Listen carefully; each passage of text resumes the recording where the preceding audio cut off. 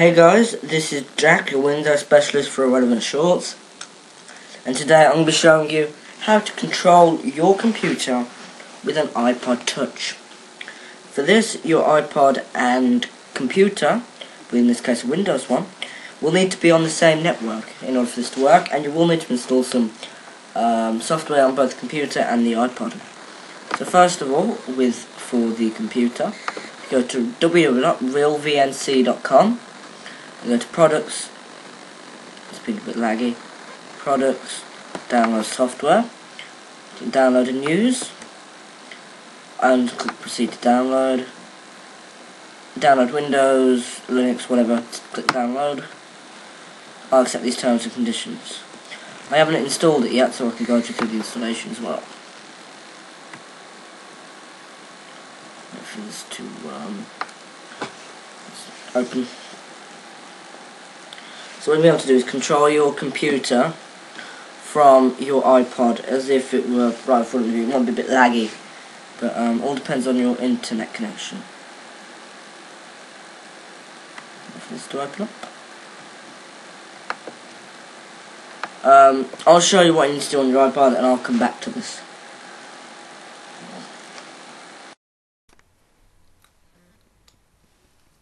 Okay, so while I'm waiting for the application to open, well, install, I'm going to show you what you need to install on your iPod Touch. This is the app. It's compatible for iPhone as well, so don't worry. And to get it, you just want to go into the App Store. This isn't a CD or anything.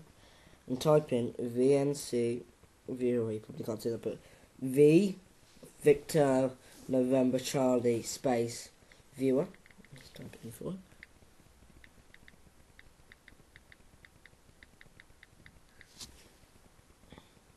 But no, you don't. You want to type in Mocha VNC. And it's Mocha VNC Lite, because it's free and better in every way because it's free. So you want to install that, and then once you've done that, you want to open it. You'll be greeted by this sign, and this is where I'm going to go back to my computer. Okay, so my setup has decided to cooperate now, and I'm going to show you just me installing it. I accept the agreement, etc, etc. I'll install both, and click next.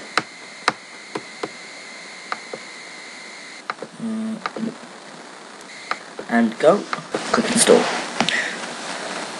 And that's it. That's all it is.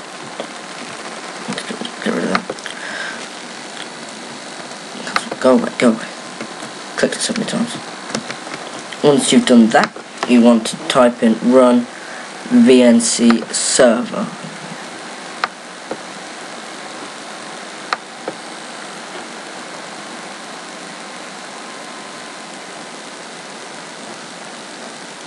Wait for it. See, the server is now running. This is where you're going to need to go back to your iPod. And back to the app now. You see that we have this big power button. If we were to click that, it would connect. But since we don't have any things connected to, we need to set it up first. So, menu in the top left. Click that. Edit connections. Have this blank list here. And just click on any one of them. So all this VNC server IP address. Just move this for you. You probably can't see it, but it does say VNC server IP address.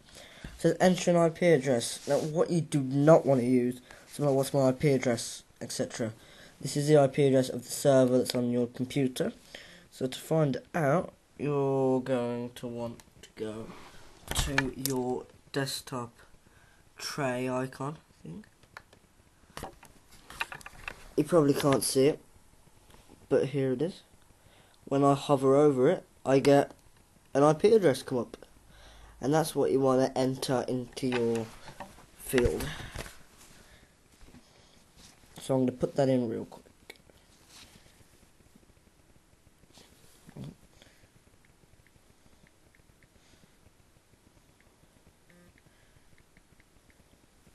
Right, now that's in, you now need to put in VNC server port. The default port is 5900, but you're going to want to change it to,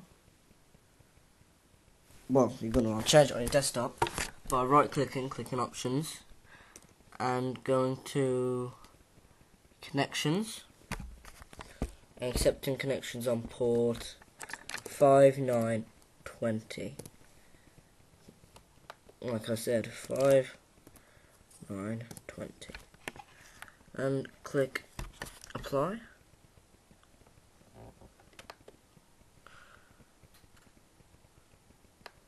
And it will ask you to put in a password, so I'm going to put that in there.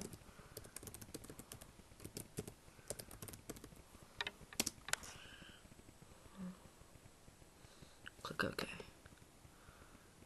Click OK. Right. Now that we've done change the server port, you need to change it on your iPod to 5920. Same as what it was on your computer. Enter your password. I'm going to put one in now. And then the name. This is just what it comes up with now, so I'm going to call it YouTube. Yo, let's call it Yo. I can't this time. And next thing is for here, Mac OS X server. If you have a Mac, you're gonna want to turn that to on. I don't. Mac OS X keyboard, obviously. Password, save passwords. You want to keep that on for stuff, and you should just be able to leave that like that. And then up here it will say go back to host list back and click the power button. And as you can now see, I have my desktop on my iPod Touch. You can use two fingers to scroll in and out, one finger to scroll. And if I were to click this on my iPod Touch, start menu, it actually comes up. Let's change it now.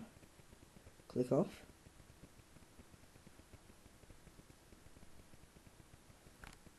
It goes.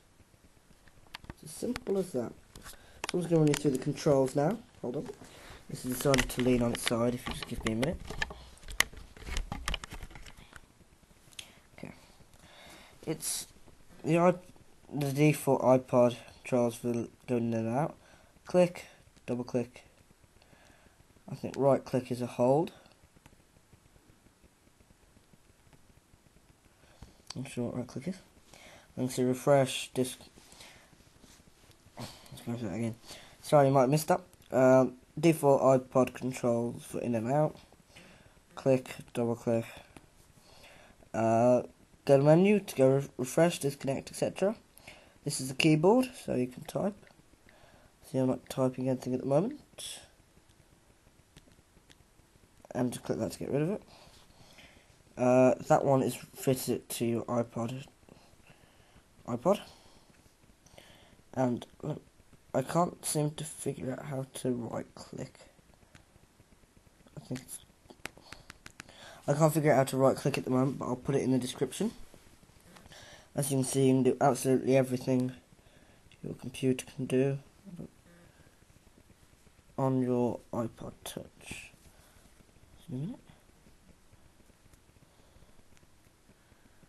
It does take a while to come up. As you can see, it does sometimes crash. It's very handy, but 9 times out of 10 it will in fact work. See if it doesn't work, click menu and then click refresh. It's refreshing itself. And now I can use it as per usual. So I want to open up computer.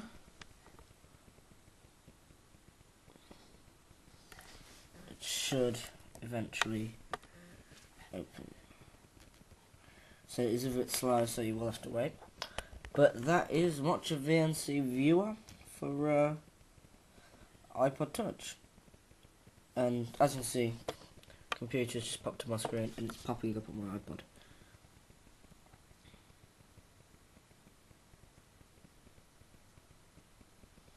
It's a bit slow, but well, I think you can try and get with that. But this was just a small tutorial from me, and we'll see you next time. Don't forget, if you want to disconnect, just go menu, disconnect. I'll see you next time.